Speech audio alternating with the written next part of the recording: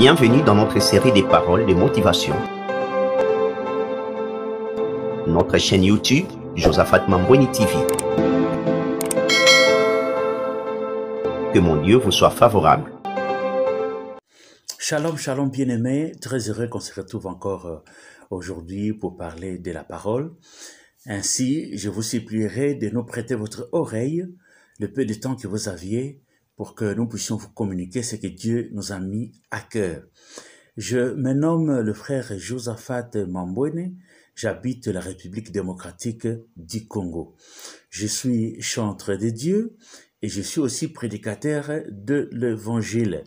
Alors aujourd'hui, de quoi allons-nous vraiment parler? Nous parlerons autour du thème « Les attitudes négatives que nous devions nécessairement bannir de nos vies ». C'est juste pour souligner une chose. Lorsque nous naissons inconscients et nous ne savons pas ce qui se passe autour de nous. C'est au cours de notre croissance que nous subissons de nombreuses pressions ici de notre cercle familial, de nos quartiers, là où nous travaillons, là où nous commerçons, là où nous étudions, dans les écoles, dans les universités.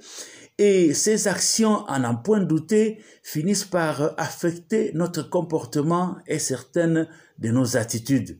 C'est comme ça que nous voyons dans la vie des gens qui sont extrêmement violents, des gens qui sont doux, des gens qui sont sanguins. Et il y a beaucoup d'autres choses, des traits de caractère.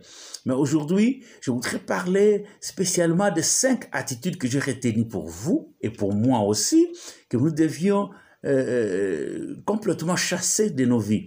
Nous commençons par la première attitude négative, ce que j'ai nommé le défaitisme. Comment le définit-on? C'est le fatalisme, le pessimisme qui tient la défaite pour certaines et préfère rendre les armes. Donc un défaitiste, c'est quelqu'un qui marche avec un échec programmé dans sa vie. Il s'est dit, je suis venu accompagner les autres. Je ne peux rien faire dans la vie. Je ne peux pas oser faire quoi que ce soit. Je ne saurais pas relever les défis qui est devant moi. Je ne saurais pas ouvrir la porte qui se pointe devant moi. Je ne saurais pas établir une relation avec telle ou telle autre personne. C'est une personne qui rend les armes. Une personne qui se met à arrêter, qui se dit, c'est foutu pour moi. Pourquoi suis-je né? Pourquoi suis-je né? Je ne réussirai pas dans ma vie. Et cette façon de penser me ramène bibliquement dans le livre des Juges, le verset 11, où l'on parle d'un certain Gédéon. Il était juif et à cette époque-là, ils étaient malmenés par l'armée de Madian. Ils se cachaient même pour travailler leurs champs et garder tout ce qui était comme produit de leur récolte. Alors un jour, un ange de Dieu se pointe devant Gédéon et lui dit, l'Éternel est avec toi, vaillant héros. Et une petite discussion s'était engagée entre lui et l'ange. Et il va même dire, écoutez, moi je suis le plus petit. Donc comme pour dire que pourquoi tu n'es pas allé te révéler à d'autres personnes qui sont plus vaillants que moi, tu es venu chez moi. Moi je suis rien, même dans ma famille je ne représente rien. Mais il a oublié une chose, Dieu voyait quelque chose qui sommeillait en lui. Je dis à une personne, tu as des qualités qui sommeillent en toi. Il suffit que tu sois connecté avec Dieu pour qu'il t'ouvre les yeux pour comprendre la valeur que Dieu a mise en toi. Dieu ne peut pas créer une personne sans mettre un talent, sans mettre une aptitude. Bien-aimé dans le Seigneur, je crois peut-être que c'est l'environnement où tu es qui te fait croire que tu ne représentes rien. Dieu dit à Gédéon, tu as un vaillant héros. Réveille-toi, bien-aimé dans le Seigneur. Tu es quelque chose. Que les hommes disent n'importe quoi sur toi, sache que Dieu, en te créant, a mis quelque chose de valeureux en toi. Comme dit la Bible, qu'as-tu que tu n'aies reçu? Ah, fais attention. Quitte cette zone de défaitisme et sors la tête, tu vaux quelque chose.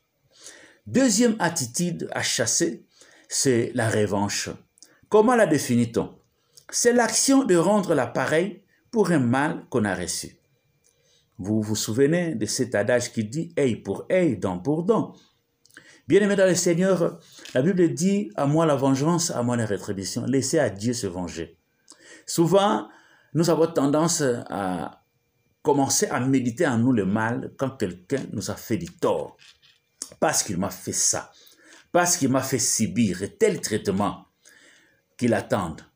On commence à peaufiner un plan pour rendre l'appareil, pour rendre le mal au mal. c'est que interdit vraiment la Bible si vous êtes vraiment chrétien, si vous êtes serviteur de Dieu, si vous êtes dans les commerces, si vous avez subi un mauvais traitement. Moi, je pense que la solution, c'est de laisser à Dieu terminer ses problèmes au lieu de rendre l'appareil. C'est une mauvaise attitude. Cette attitude de revanche a divisé des familles, a divisé des couples, a détruit des foyers et cassé certaines connexions. C'est une très mauvaise attitude. D'ailleurs, cela me ramène à l'histoire d'Ésaü et de Jacob qui étaient frères. C'est quoi que Genèse 27, à partir du verset 41, brosse un peu l'histoire. Ils étaient frères, mais au jour de la bénédiction, Jacob, grâce à l'aide de sa maman, va subtiliser, la bénédiction qui était réservée à Ésaü, son frère. Et ayant senti que la bénédiction lui a échappé, la haine va monter dans son cœur et s'est dit, le jour où j'attraperai Jacob, je finirai par le tuer. Vous voyez, donc Jacob commençait à fuir son frère. Il faisait tout ce qui était à son pouvoir pour l'éviter. Ce n'est que Dieu qui a protégé Jacob. N'eût été l'intervention de Dieu, Jacob ne serait plus de ce monde. Bien-aimé dans le Seigneur, la revanche est animée par la haine. Quand la haine monte dans ton cœur, ce n'est pas une bonne chose. D'ailleurs, la Bible dit, celui qui est son frère est un meurtrier. Tu m'as saisi. Je t'en supplie, mon frère. Évite la revanche. Laisse cette revanche aux mains de Dieu. Il saura qu'est-ce qu'il faut faire pour ce qu'on t'a fait subir. Alors, nous sommes dans la troisième attitude négative à effacer. Je t'en supplie, ne zappe pas. Tu peux déjà commencer à t'abonner et suis-nous jusqu'au bout parce qu'il y a encore de bonnes choses qui doivent t'aider à te sortir de la vie pour soigner ta destinée. Nous parlons de la suffisance.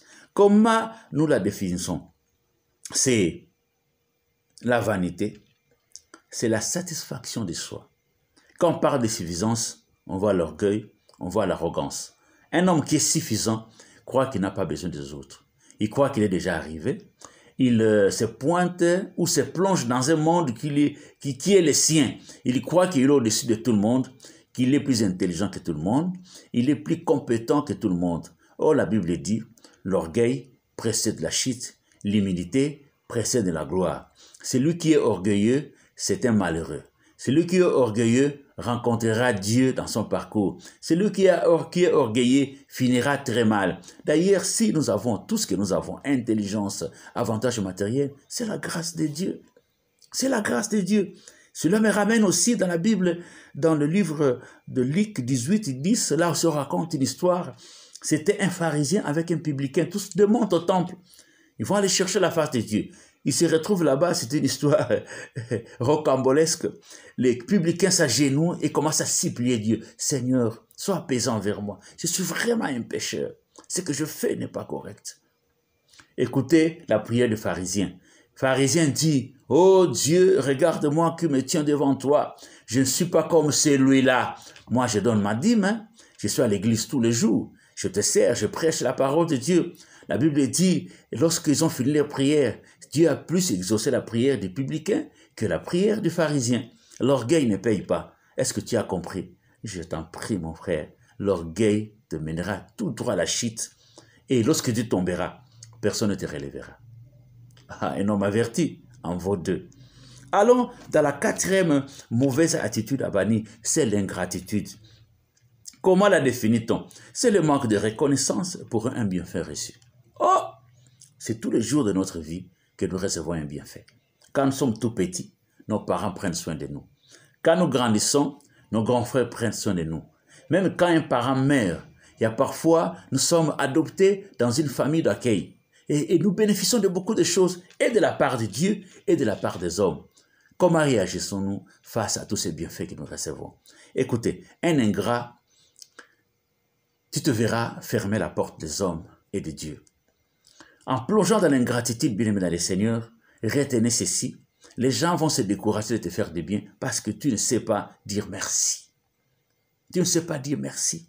Cela me ramène encore à l'histoire de 10 lépreux dans Luc 17, 12. 10 lépreux croisent Jésus et crient « Oh, Seigneur, Maître, aie pitié de nous !» Il supplie le Seigneur de le guérir. Dieu dit « Allez voir les sacrificateurs. En cours de route, ils sont tous complètement guéris. Combien reviennent dire merci au Seigneur? Un seul. Même Jésus est étonné, dit, mais vous étiez 10, où sont les 9 autres? L'ingratitude est condamnable. Vous avez appris ça. Alors maintenant, à la cinquième attitude négative, c'est la nonchalance. La nonchalance, c'est la paresse. C'est le laisser aller, la négligence, l'insouciance, le relâchement, tout ça. Je crois que le Proverbe 26, 14, là, Dieu condamne la paresse. Un paresseux ne peut pas évoluer. Un paresseux croit que quand il sortira pour chercher du travail, il y a un danger. Il dort. Il ne pense à rien. Il ne réfléchit à rien. Il se fout de sa vie. Il se fout de son avenir. Bien-aimé, quand vous êtes un paresseux, vous serez banni des hommes. Vous serez rejeté par les hommes. Personne ne vous acceptera. Est-ce que vous avez été béni par ces messages? Évitez toutes ces actions. Si vous demeurez dans ces attitudes, ils vont compliquer votre destinée. Que mon Dieu vous bénisse.